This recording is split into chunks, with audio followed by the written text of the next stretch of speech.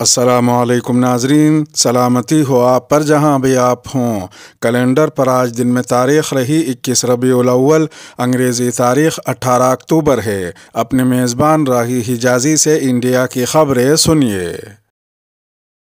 Gujarat assembly انتخابات میں اویسی نے امیدواروں کا کیا اعلان۔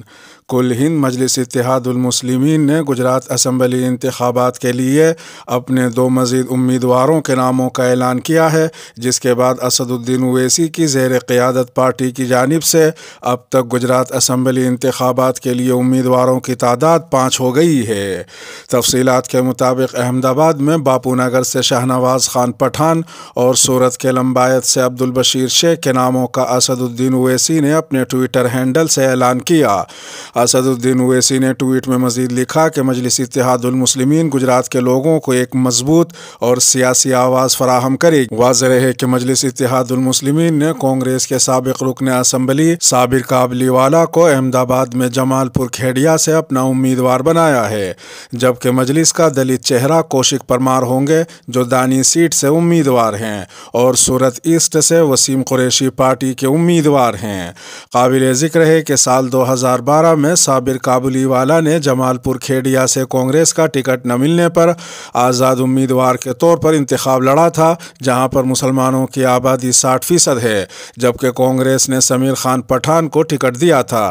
اس طرح مسلم ووٹوں کی تقسیم نے بھارتیہ جنتا پارٹی کے امیدوار بھوشن بھٹ کی جیت کو یقینی بنا دیا تھا۔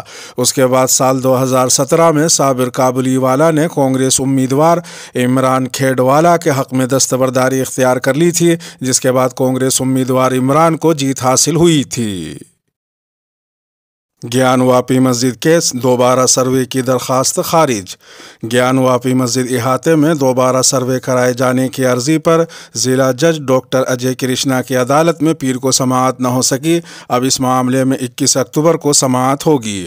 دوسری جانب عدالت نے کیس میں فریق بننے کے لیے الگ الگ تنظیموں اور مذہبی فریقوں کی 7 عرضیوں کو رد کر دیا ہے۔ اس کے علاوہ گیان واپی مسجد احاطے کی دوبارہ سروے والی درخواست کو بھی خارج کر دیا گیا ہے۔ واضح ہے کہ اس مقدمے میں پیروکار سوہن لال آریہ کی جانب سے گیان واپی مسجد میں دوبارہ سروے کی عرضی دائر کی گئی تھی، جس میں کہا گیا تھا کہ کئی جگہوں پر اینٹ کی دیوار کھڑی کر کے جگہ کو بند کر دیا گیا ہے۔ عرضی میں مزید کہا گیا تھا کہ مسجد کے نیچے تہہ خانے اور مغربی دیوار کی جانب سروے نہیں ہو سکا تھا کیونکہ ملبہ بھرا ہوا تھا۔ عرضی میں یہ بھی کہا گیا تھا کہ وضو خانے میں ملے متنازع ڈھانچے کی لمبائی، چوڑائی اور دیگر تفصیلات جاننے کے لیے بھی پوری طرح سے سروے نہیں ہو سکا تھا۔ کرناٹک میں ملالی مسجد کے سروے کا ہندوؤں کا مطالبہ، عدالت کا فیصلہ 9 نومبر تک محفوظ۔ کرناٹک کی ایک عدالت نے ملالی مسجد تنازع پر اپنا حکم 9 نومبر کے لیے محفوظ کر لیا ہے۔ خبر رساں ایجنسی IANS کے مطابق منگلورو میں تیسری ایڈیشنل سول کورٹ نے حکم محفوظ کرنے کے بعد مسجد کے احاطے کی موجودہ حیثیت کو برقرار رکھنے کی ہدایت دی ہے۔ واضح ہے کہ ہندوتو تنظیموں نے وارانسی کی گیان واپی مسجد کی طرز پر ملالی مسجد کا سروے کرانے کا مطالبہ کرتے ہوئے عرضی داخل کی تھی۔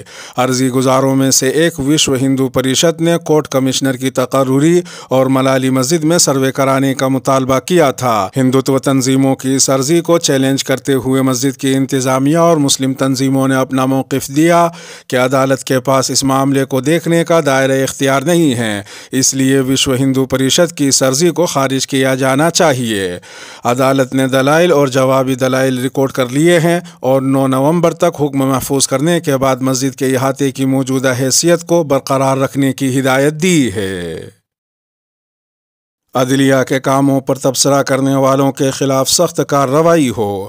چیف جسٹس آف انڈیا نے سوشل میڈیا پر ججوں کی تقرری اور عدلیہ کے کاموں پر تبصرہ کرنے والوں کے خلاف سخت کارروائی کی ضرورت پر زور دیا ہے۔ مرکزی وزیر قانون کرن رجیجو نے 17 اکتوبر کو کہا کہ انہیں چیف جسٹس آف انڈیا کی جانب سے ایک خط ملا ہے جس میں انہیں ایسی چیزوں پر روک لگانے اور سخت کارروائی کرنے کو کہا گیا ہے۔ مرکزی وزیر نے مزید کہا کہ فی الحال انہوں نے اس اس پر کوئی جواب نہیں دیا ہے۔ انہوں نے کہا کہ سوچ سمجھ کر جواب دیں گے، کیونکہ اگر جواب دیں گے تو آگے بڑھنا پڑے گا، اور اگر آگے بڑھیں گے تو ملک کا کیا بنے گا یہ سوچا جائے گا۔ مرکزی وزیر کرن رجیجو نے یہ بات احمد آباد میں RSS کے سابرمتی سمواد کے دوران کہیں۔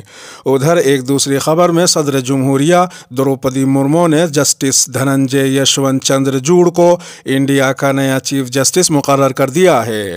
واضح ہے کہ جسٹس چندر چوڑ 9 نومبر کو عہدے کا حلف لیں گے۔ وہ ملک کے 50ویں چیف جسٹس ہوں گے اور ان کے عہدے کی میعاد 10 نومبر 2024 تک ہوگی۔ جسٹس چندر چوڑ موجودہ چیف جسٹس للت کی جگہ لیں گے، جو 8 نومبر کو اپنے عہدے سے ریٹائر ہو رہے ہیں۔ 5 مسلم نوجوان 13 سال بعد باعزت بری۔ 5 مسلم نوجوانوں، جن میں نظیف اور شرف الدین شامل ہیں، بنگلور بم دھماکوں کے 2 ملزمین اور 3 دیگر کو کوچی کی ایک خصوصی عدالت نے مبینہ طور پر دھماکہ خیز مواد رکھنے کے معاملے میں بری کر دیا ہے۔ دی ہندو کی رپورٹ کے مطابق جج نے کہا کہ ملزمان بری ہونے کے حقدار ہیں، کیونکہ اس بات کا کوئی ثبوت نہیں ہے کہ کسی بھی ملزم کا دھماکہ خیز مواد سے تعلق تھا۔ جج نے مزید کہا کہ ایسے کیس میں کارروائی کرنا جس میں کسی بھی بنیاد پر ملزم کو ملوث کرنے کے لیے مواد کی مکمل کمی ہو، صرف عدالتی وقت کا ضیاع ہوگا۔ واضح ہے کہ پروسیکیوشن نے الزام لگایا تھا کہ ملزمان نے ملک بھر میں دھماکے کرنے کے لیے غیر قانونی طور پر دھماکہ خیز مواد اپنے پاس رکھا اور اسے 5ویں ملزم کے گھر سے ملحقہ مکان میں چھپا دیا۔ 2009 میں تلاشی لینے والی پولیس ٹیم نے دعویٰ کیا تھا کہ انہیں دھماکہ خیز مواد ملا ہے۔ NIA عدالت نے کہا کہ پروسیکیوشن کے ذریعے پیش کیا گیا مواد مسلم ملزموں کے خلاف پہلی نظر میں مقدمہ بنانے کے لیے کافی نہیں ہے۔ جج کا یہ بھی کہنا تھا کہ پروسیکیوشن کا ریکارڈ دھماکہ خیز مواد ایکٹ کے سیکشن 4 کے تحت مکمل طور پر ناکام رہا۔ ادھر ایک دوسری خبر میں دہلی فسادات کیس میں ہائی کورٹ نے JNU کے سابق طالب علم عمر خالد کی درخواست ضمانت مسترد کر دی ہے۔ واضح ہے کہ دہلی کی ایک عدالت نے فروری 2020 کے فسادات سے متعلق مبینہ سازش کے ایک معاملے میں اس سال مارچ میں عمر خالد کو ضمانت دینے سے انکار کر دیا تھا۔ عدالت نے کہا تھا کہ ان کے خلاف الزامات پہلی نظر میں سچ ہیں۔ عمر خالد 14 ستمبر 2020 سے جیل میں ہیں۔ کرناٹک میں حلال مصنوعات کے خلاف ہندو تنظیموں نے چھیڑی بوائیکاٹ کی تحریک۔ کرناٹک میں ہندو تنظیموں نے بوائیکاٹ کی ایک مہم شروع کر رکھی ہے، جس میں لوگوں پر زور دیا جا رہا ہے کہ وہ دیوالی کے تہوار کے موسم میں حلال مصدقہ مصنوعات یعنی حلال سرٹیفائیڈ پروڈکٹ کا بوائیکاٹ کریں۔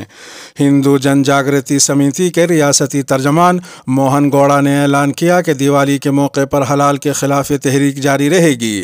تحریک کے تحت لوگوں سے کہا جا رہا ہے کہ وہ پٹاخے، تہوار کی مصنوعات اور حلال سرٹیفیکیشن والے گوشت خریدنے سے گریز کریں۔ دوسری جانب کرناٹک پولیس کی جانب سے اس معاملے کی حساسیت کو مد نظر رکھتے ہوئے امن و امان کی صورتحال کو برقرار رکھنے کے لیے ریاست بھر میں سخت نگرانی کا اہتمام کیا گیا ہے۔ ادھر ایک دوسری خبر میں دہلی کے نائب وزیر اعلیٰ منیش سسودیا سے CBI نے تقریباً 9 گھنٹے تک پوچھ تاچھ کی۔ لمبی پوچھ تاچھ کے بعد منیش سسودیا نے دعویٰ کیا کہ CBI دفتر کے اندر ان سے عام آدمی پارٹی چھوڑنے کو کہا گیا، بصورت دیگر یوں ہی مقدمات درج ہوتے رہنے کا انتباہ دیا گیا۔ منیش سسودیا نے کہا کہ انہیں وزیر اعلیٰ بنانے کی بھی پیشکش کی گئی۔ ایک تیسری خبر میں جمعیت علماء مہاراشٹر کے صدر مولانا حافظ محمد ندیم صدیقی نے جمعیت علماء شہر اورنگ آباد کے زون نمبر 1 کے مشاورتی اجلاس سے خطاب کرتے ہوئے کہا کہ جمعیت علماء ہند ہمارے ملک کی سب سے قدیم، عظیم اور بااثر جماعت ہے، جس کی خدمات اور کارنامے تاریخ ہند کا ایک روشن باب ہے۔